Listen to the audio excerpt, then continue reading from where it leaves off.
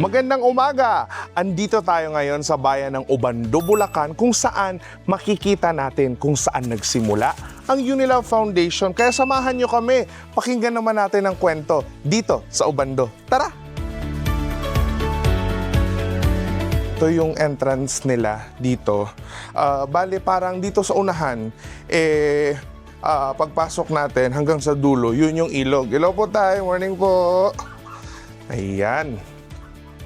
So, dahil nga tabing ilog ito, may mga, karamihan ng mga bahay, ay may nagbibidyoke. Hello po! Parang, ang ganda ng videoke niyo naman dyan na. Walang mic. Pero ang ganda ng boses na eh. Hello po, kaway naman po kayo. Morning po, daan po kami ha. Hello po. Hello po. Oo, sige po. Ayan yung mga kapitbahay ng ating founder. So yun, kung makikita niyo mamaya doon, may mga bahay na malapit sa ilog. Kaya yung mga bahay minsan matataas kasi nga dahil tabi ng ilog pag malakas ang ulan, mababagyo, ayan, tumataas yung tubig. Ayan, mamaya makikita natin yung ilog. Saka karamihan na ng mga bahay ngayon dito, eto under construction. Marami ng sementadong bahay. Pero noon daw, halos lahat kahoy yung mga bahay dito. So, pakita natin yung shot ng ilog, di ba? Makikita ba? Parang sampayan. Hindi ilog yung nakita natin. Ayan.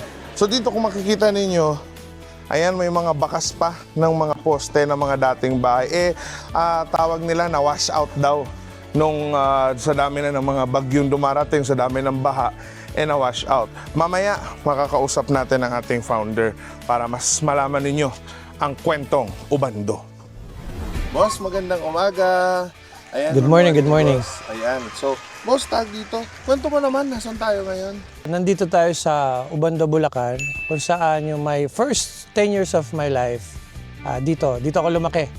Obando, Bulacan. This is a part of, near Panghulo, Malabon. This is the other side of Bulacan. Oy! Huwag mo sabihin pangalan mo, tanda kita. Nanay ni Lucky.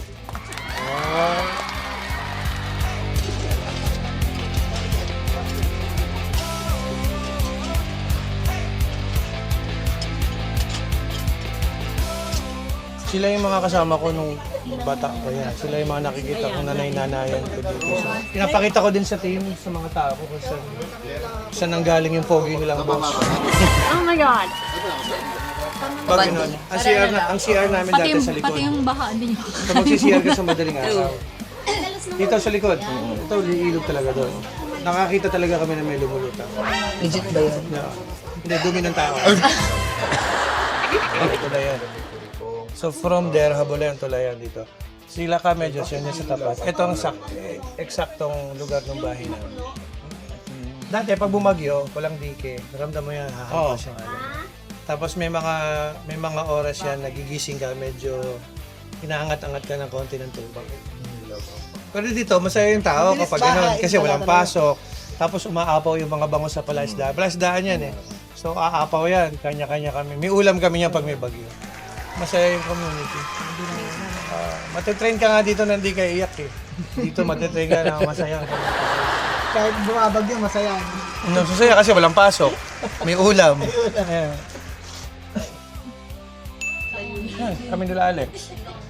Ahid ako ng konti sa kanya. Konti, no? Si Jongjong naman, kuya niya, mas ahid sa akin. Gitna ako eh. Lahat kami sa private school nag-aaral.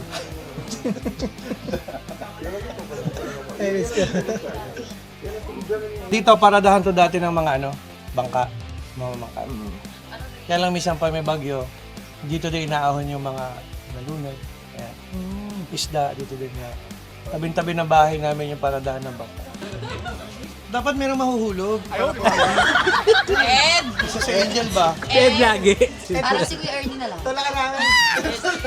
Franz, dapat may isang mahuhulog na Angel para maganda yung kita. Siyempre yung bago. Bangki! Bangki! Kamusta? Kamusta? Kunin mo yung number. Ako walang cellphone. Wala ka cellphone? Ba, hindi ako sanay mag-cellphone. Nag-cellphone ako.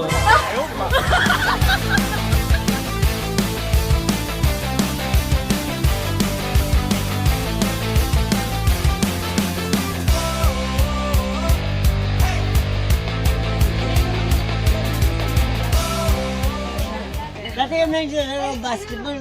Ha? Ay, Hindi naman eh. Hindi naman. sandali na. Kapalaro ko ito ba ako sa basketball dati? Ako dito lang si Tim, no? Ano lang si Tim. Ilan to? Isa. Ano ka na kami, boy? Ayan, yan. Gabig Boy. Gabig Boy, isa to doon sa mga talaga nangingisda dati doon. Nung bata pa ako, dito siya nagpaparada ng bangka. Kabig boy yan. Big, oh. Big. Kaya malaki, big eh. Kaya na ako sa inyo mamaya.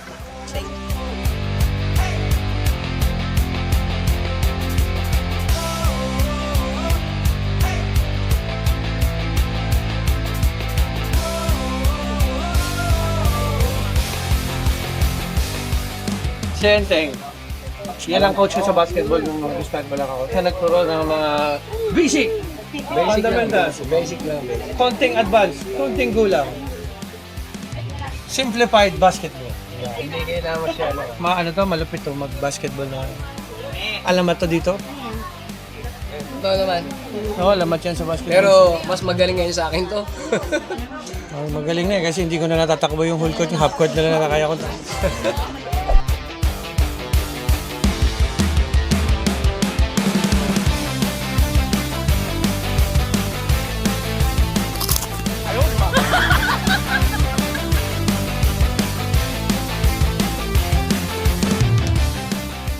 Ano pong alaala nyo kay Arif na di nyo makalimutan nung bata? Ano? Makulit po ba to nung bata? Makulit si Arif. Mahilig sa basketball. Yun ang ano niya, libangan niya, So, bata basketball pa lang talaga. talaga Oo, dito na siya. mahilig na mag-basketball. Oo, yun ang ano niya dito sa amin. Kaya mga kabataan dito, kilala siya. Tuwing pupunta siya dito, nagtatakbuhan yung mga kakilala niya. Siyempre, kakilala ko rin. Inaabangan. Siyempre, alam mo naman yung ugali ni Arif, talagang mabait. So, Nay, ano pong mensahe nyo kay Arif? Kay Arif, para sa akin, sana huwag siyang magbago. At sana tuloy-tuloy ang ano niya, yung Success. success ng buhay niya. Yun ang gusto ko. Huwag niyang babaguhin ang ugali niya. Maraming salamat po, Nanay. Thank you po. Okay, salamat. So, boss, napansin ko, no, tag dito, tabing ilog tayo. Oo. Ay, may mga kwento ka ba dito, boss, na di mo makalimutan? Yes, dito kasi yung kung nakikita niyo sa likod, dati yan yung bahay ng aking lola. Lumaki kasi ko sa lola ko. So dito yung aming bahay, tapos tabing ilog. Dati wala pa tong DK na to. So everyday ang ilog ang naging nakakasama natin. Playground natin is ilog. So nasanay tayo sa tubig. Since malapit to sa ilog, pag malakas ang ulan, so tumataas din yung tubig, lalo na pag may bagyo o baha. May mga di ka makalimutan bang kwento ng mga tao? Dito kasi sa Ubando, medyo mababa tong lugar na to. I remember nung mga elementary days ko, pag merong bagyo, nagigising kami, inaangat na kami ng tubig. Pero dito sa Ubando, pag may ganong sitwasyon, mas masaya yung tao. Kasi pag umapaw yung tubig, if you see that fish pond, umaapaw yung mga isda, nagkakaroon kami libreng ulam, tapos walang pasok sa school, tapos lahat kami dyan naglalaro sa baha. So, it's a way of kahit merong negative na nangyayari, masaya yung pag-approach ng mga tao dito. Yung bahay namin, paradahan ng bangka, then ilog na talaga yan. You mean ano po sa Yeah, that one. dyan sa baba may mga bangka. Para saan nyo ginagamit yung bangka? Yung bangka is paradahan niya ng mga mangingisda dyan. So lahat ng may-ari ng fish pond, dyan sila nagpa-park ng kanilang bangka. Mga small boat lang, walang katig. Tapos boss, narinig ko kanina sa kwentuhan ng mga kapitbahay nyo, pahirapan daw yung pagkuha ng kahit yung maiinom na tubig. During yung elementary days ko, ang trabaho namin mga bata, dito kasi sa Ubando, konti lang yung may drinking water. So, meron isa dyan is, meron siyang drinking water, so nagpapabayad siya. So, i-give kami. Kapag may paradang bangka dyan, pwede mong gamitin yan. Kahit hindi ka nagpapaalam directly, understood yan na, you can use it naman. Kasi magkakaibigan naman dito. Pero kapag wala, we use this styro ng ref. Kakargahan mo yan ng container, mga 1, 2, 3, then magbabangka ka ng tsinelas. Hanggang makarating ka dun sa side nung igiban, ilalawit nila yung hose, then makakagib ka na ng tubig na pang-inom. Then balik kami dito. So, Yun na yung laro namin during that time. Masaya. so parang, yung, pag walang bangka, yung parang styro. Styro. So doon kayo sumasakay. Yeah, minsan yung square lang. Kailangan mo mag-balance. Isang kore, just to get drinking water ngayon, pipindot ka na lang. Oh, so, training days. So marunong ka lumangoy. In a fun way. Mapipilitan kang marunong ka lumangoy dito. Masanay lumangoy. Kasi dito ang laro, talagang ilog. Siyempre, tatakas ka sa lola mo. Lola ko kasi nagpalaki sa akin that time. Medyo boss, napansin ko ngayon, yung tubig natin medyo polluted. Pero nung time ninyo, medyo malinis. Medyo polluted. Yeah. Polluted in a sense na, kasi yung mga bahay kasi dito yan nakastay. So, their septic tank is the ilog. So, ganito talaga mangyayari for few years na. Walang maayos na septic tank kasi dito sa part na to. Kasi it's a place na basta na lang nagtayo yung mga tao ng bahay. Kaya sinasabi namin, masarap ang tilapia dito. Kakaiba yung tilapia. Yeah. Tapos, boss, kanina na-mention mo na minsan pag malakas yung ulan o bumabagyo, yung tubig na yung umaangat o gumigising sa inyo. Pag anong mga situation, saan kayo pumunta? We stay naman dito sa lugar. Magtataas ka ng gamit, hoping na wag umabot hanggang ulo ang... Parang binabantayan nyo na. tataas mo yung gamit. Kanya-kanyang taas ng gamit. This area, puro bahay yan. Na-wipe out sila. So, ang natira lang yung sa amin. Ang biruan nga namin, Villa 1. So, Villa 2. Villa 2. Oh, tapos meron kang overlooking. Overlooking ng mga, yung fish pond namin. Family business. Yeah. Tag dito, looking back, ano yung naging contribution sa buhay mo ng dahil sa Ubando? Siguro yung pamangkin, how you handle siguro, situation. Kahit medyo may konting binabagyo ka na, kasi mga tao dito, they smile, they laugh ba? Oh, kasi you don't worry na wag ka lang tamad, wag ka lang salbahe, makakain-kain dito eh. Kasi there are neighbors na they will offer their food. Pag pala kaibigan ka, ganoon din. It's a matter of siguro, yung pagiging mo ba, how you approach a situation na hindi ka masyadong desperate kapag may ganong situation. You see the positive side na, okay, may bagyo, may ganito, but we will survive, we will find ways. Siguro, isa yon sa nakita ko na naging positive side ng Ubando. Pero syempre, if you grow up in this kind of community, syempre, the opportunity, hindi ganun katulad nung mga batang lumaki sa well-off na family or the opportunity is there, diba? Nakakapag-aral ng maayos. Dito you have to build everything. So, kung paano mo yan siguro i-apply sa buhay mo, kung paano mo siya dadalhin, kung paano mo siya gagawing silbing aral, makakatulong sa'yo if how you handle things siguro. For me, yeah. Masasabi mo, boss, na isa to sa nagpatibay ng Yes, definitely, isa to. Kasi during, lalo na that time, hindi ko kasama dito yung mother and father ko. Nagtatrabaho sila pareho. So, nandito lang ako sa lola ko. Oh, so you grew up with your lola? Yeah, lola's boy ako. So, yung mga lola ba na medyo na strict na maluwag. So, ganun yung nakalakihan ko. Ngayon, boss, ito ngayon yung tanong ng marami. Paano nagsimula si Unilove Foundation? Unilove Foundation, isang mahabang proseso. Nung ako'y nasa Laguna, naging campaign manager ako ng isang governor na kaibigan natin dyan during that time. I have this parang masasabing dream or konsepto na gusto ko magkaroon ng food security program doon sa sa lugar. Hindi ko masasabing alam ko lahat kung paano siya gagawin, pero alam ko lang magagawa ko siya, and with the help of mga kaibigan natin, with the guidance of Allah, na magagawa ko yung food security program. Hindi siya ganoon kadali, hindi din ako ganoon ka kumpleto yung impormasyon. Pero doon nag-start yon. Then nung hindi pinalad yung ating kaibigan, napunta ako sa DOLE. So doon nabigyan yung isang aspeto ng food security program natin. Pag sinabi mo kasing food security program, kung hindi ako nagkakamali, nasabi ng isang mentor ko from UP Los Baños, sabi niya, isa sa mga importanteng konsepto ng food security program is laging merong pagkain sa lamesa. So ano yung mga aspeto para magkaroon tayo ng laging may pagkain sa lamesa? So isa doon yung livelihood programs, siyempre, kaalaman. So doon nag-start lahat. So nung pandemic, medyo nabigyan tayo ng pagkakataon makatulong sa mga tao.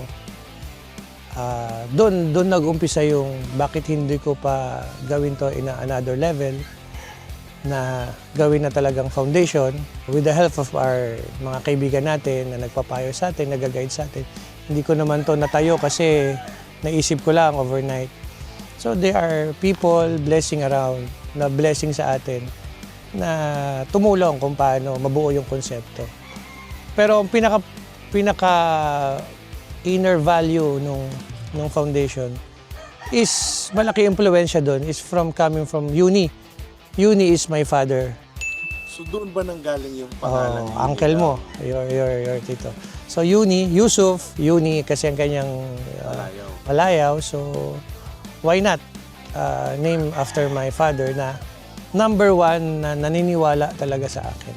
Ang na-input niya sa akin is you can do those things. Dati kasi medyo, alam mo na, medyo hindi tayo ganun na naniniwala sa sarili natin. But when you hear your own father na parang pag kinukwento mo sa kanya is parang bilib na bilib siya sa'yo, na parang magagawa mo. And then, in-incorporate ko yung mga turo niya, yung values niya. Very helpful yan si Uni. Yan, isa sa mga nakita ko talaga sa kanyang parang isa sa sa akin na kailangan kong ituloy yan, pagiging matulungin talaga.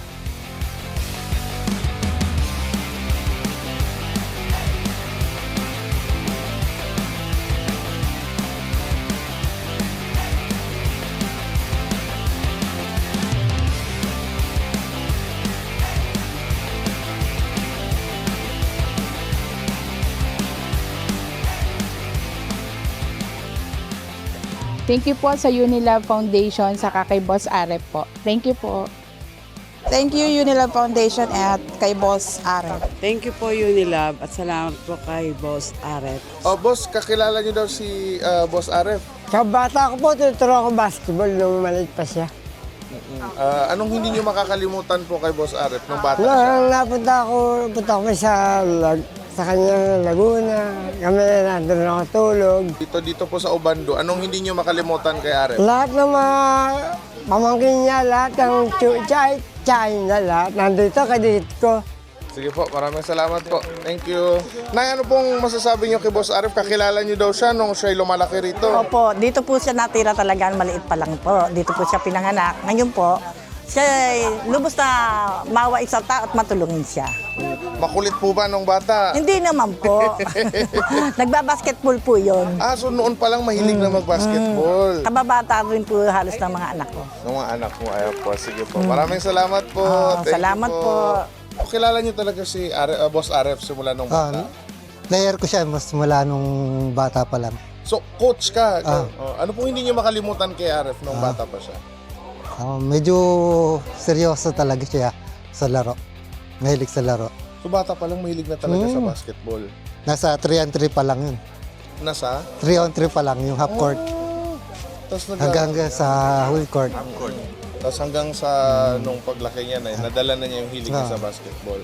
Ayan, sige po. Maraming ano po pangalan niyo, boss? Derek. Derek. Ayan, sige po. Coach Derek, thank you.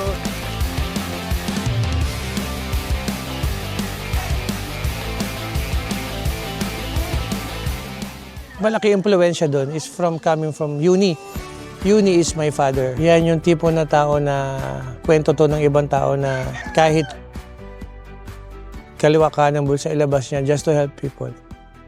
Binuo ko yung Unilab Foundation. Ayun. May mga kaibigan tayo na tumutulong din. Ngayon, pagsisikapan tsaka ipagdadasal natin na mas marami tayong matulungan. Isa sa mga priority ng Unilab Foundation is makapagbahagi talaga ng kabuhayan dun sa mga taong walang-wala o naghahanap ng opportunity na magkaroon ng konting kabuhayan. Isa yan dun sa talaga natin, layunin natin. Hindi ko masasabing madali, maraming proseso, pero kaya naman basta pagtulong-tulungan natin.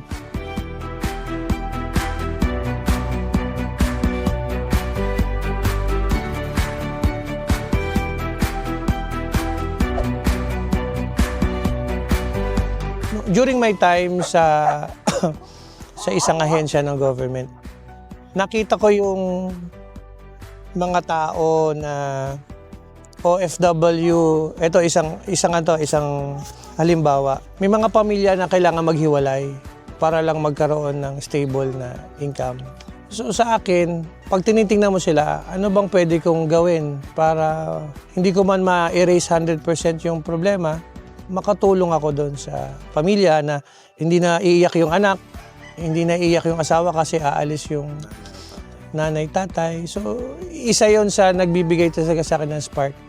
It's not everyday na ganado akong kumilos. Minsan may masakit, minsan may ganito, may problema sa pamilya, may kailangan kang ayusin. Pero hindi mo aalisin yung sa sarili mo kasi na may mga tao din kailangan ng konting tulong mo or konting effort mo para magkaroon sila ng long-term na solusyon doon sa kanilang problema. So, isa yon siguro pamangkin na nagbibigay ng spark sa akin.